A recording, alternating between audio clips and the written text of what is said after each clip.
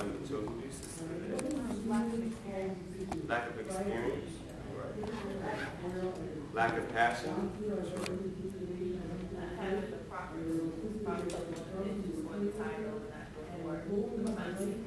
Okay, very good. Okay, yeah, it's huge. Right. A lot of those things can result in an unqualified leader. Doesn't mean that person's a bad person.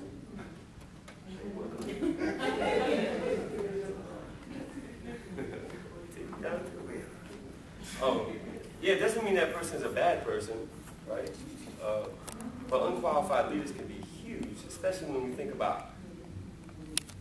Well, let me put it in my own words. In my lifetime being saved, well, let me even put it this way.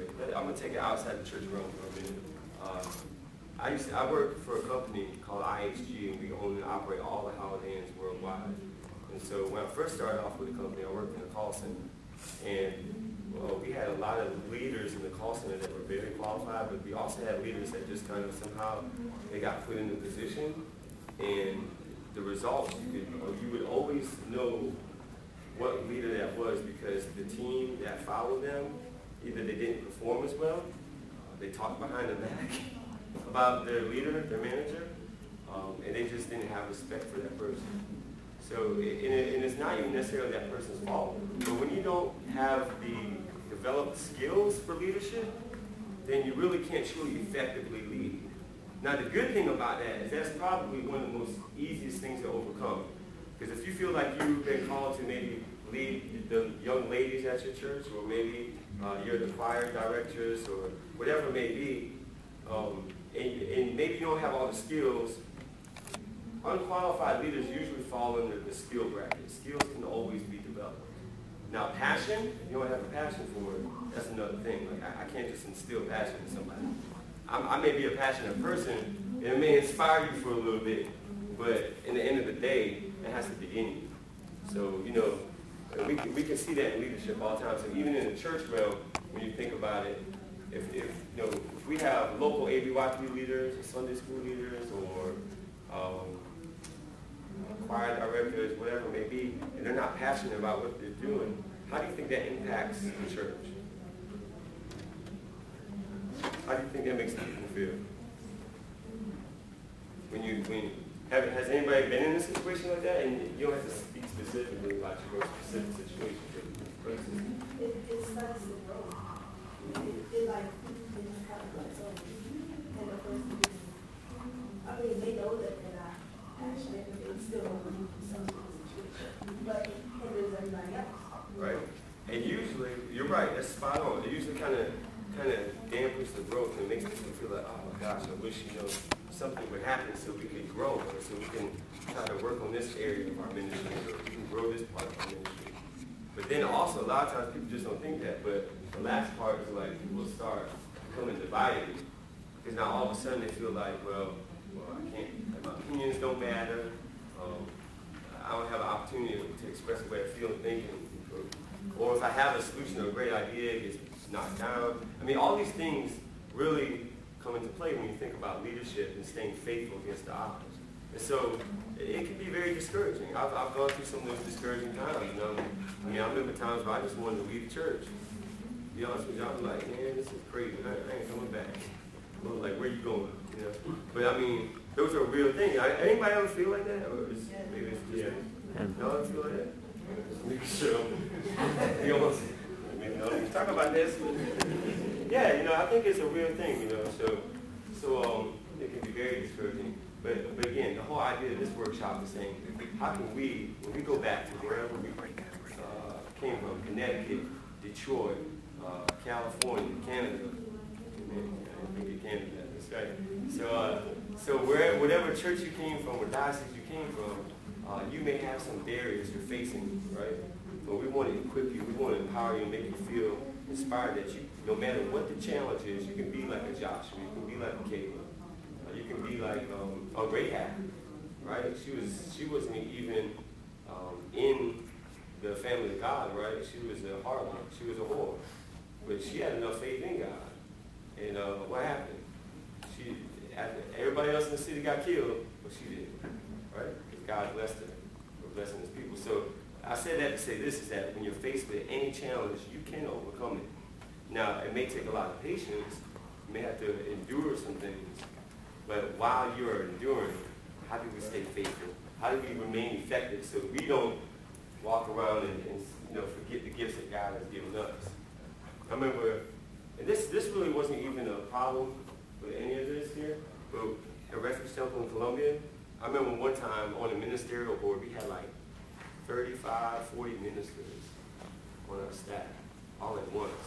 And I remember I was young too, I was just coming in, just new to this thing.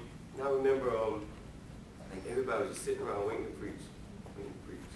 And I'm like, man, I got all this passion and all this stuff up in me. I said, I cannot afford to sit around and wait my 40th turn. It's like once a year, Lord. I was like, I don't think that's going to work. So that's why I used to preach every time I testified. but then I was like, well, what can I do? Right? Sometimes we think about all the stuff that, we can't do, I can't do this, can't do that. What can we do? Right? God has given us so many gifts, so many capabilities, so many talents, that if we tap into them and we get a little bit of guidance from our pastors or our leaders, that we can use those maybe out on the streets or even in school or college or on our jobs. I mean, there's so many ways we can use the things that we have within while we're waiting for certain things to come to pass. Like, that's one question. Have y'all ever, I don't know, maybe it's me, sometimes I really think about stuff in a different way, but have y'all ever thought about what did Joshua and Caleb do all those years while they were waiting to go over Jordan? Amongst the people that just didn't feel they could. I mean, actually, they were in a situation where they were watching all these people who doubted God just die off in the wilderness. And these are young people like us. I mean, how do you think Joshua, what do you think they did during that time? I don't know, because, the Bible doesn't really speak specifically. But what do you think they did? Because I'm like, they had to do something. The same thing we're doing now today. At church services, back in that time, they did according to that time. They church services, program, but they might not call it program. Yeah.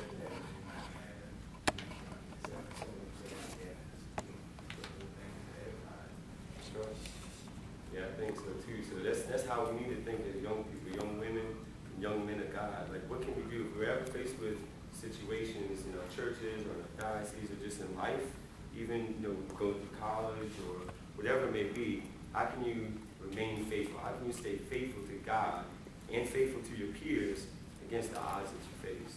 Because we know, everybody knows, we come to congresses and we come to conventions and we get our shout on, and we get delivered from things. But we go back to sometimes the same exact stuff, and that stuff just doesn't move out of the way like magic, right? God, I think Bishop, who was it last night? Elder Wise mentioned in his message, what was it? I lost my train of thought. He mentioned something about being tested and going through those things. I can't remember specifically, but while you're in the test and stuff, it's like God is developing you. Like God is making you the person that He's chosen you to be. And trust me, there will be a day where, guess what, it'll be time to cross over that Jordan. And then you're going to be well equipped and well qualified for all the other people that are looking to you. Because believe it or not, one thing, if you look all around at everybody in here, just you sitting in this room lets me know that there's something in you. Maybe it's pertaining to leadership or whatever. There's something in you that God wants to use. Because if not, people don't just come to workshops. Even when they're free, they don't come. But look, this is a pretty nice crowd. So some of y'all have some talents and gifts. So just being in here, that speaks volumes. So really, when you leave this workshop today and when you leave this Congress, whatever that God-given talent is, I want you to really think about that as we switch over into this next section. Because I'm sure you'll have some barriers along the way. I want you to discover what current barriers you're facing, and then how can you overcome these barriers? What are some ways you can focus on the things you can do, or the things that you can develop, so that when that time comes, and it's time for you to step into a role, that you'll be well equipped to be able to take these people where you need to take them. Make sense? Yeah. All right. So talk about common barriers. Any questions before we move on? All right. So the next slide What are some of your barriers? Does everybody have a pen and pad or a conspectus to write? So we're going to call this like a little reflection time. Right? Think about everything that we just talked about. Our young people, pull out a pencil, a pad. Think about everything we just talked about. Think about your gifts, your talents. Some of y'all local presidents, some of y'all diocese presidents. Oh, anyway. Yeah, sure. Amico. Anybody need a pen and paper? We got some in the back. Right.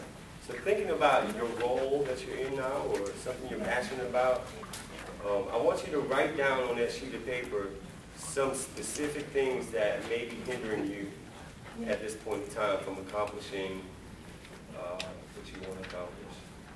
In that situation to him, I mean, you can't go wrong. I remember when I first got into church, I wasn't brought up in church, so I had no background of anything in religion or nothing. I didn't know doctrine, I didn't know nothing. And I was like, man, Lord, I really wish, because, Bishop Bonner had Bible college and stuff. I was like, Lord, I wish, I had some money to go to college. Like, I was praying that. And it seems like it wasn't long. I don't know exactly how long, but one Sunday morning, I was sitting in the front pew at the Refuge Temple in Columbia, and Bishop Bonner was up there, making announcements and stuff. And then he paused, and everything got quiet. So I'm just sitting there, just waiting. And then all of a sudden, he's like, Abraham. I said, yes, sir. And he was like, I'm looking at a check up here. Somebody wrote you an anonymous check. And it's the first scholarship to the Bible college. Wow. And all I did was pray. I mean, I didn't go telling them, I'm like, what? I pray and get a check to go to college. That stuff happens, man. But that to me, that was a barrier, because, I mean, I was 18 years old when I got saved. My daughter, she's 14. She was born 2 months after I got saved. And I didn't have the money. I was trying to struggle to pay child support. So, I mean, I just didn't have the funds, but I went to God and I prayed. And to me, that was my barrier, and it was that quick God answered it. Now, God doesn't always answer prayers that quick for us. Sometimes you have to wait for it. But that's just an example of how prayer can really help. All right, what else? Looking at your thoughts that you wrote down, if you could give somebody advice, what else could they do?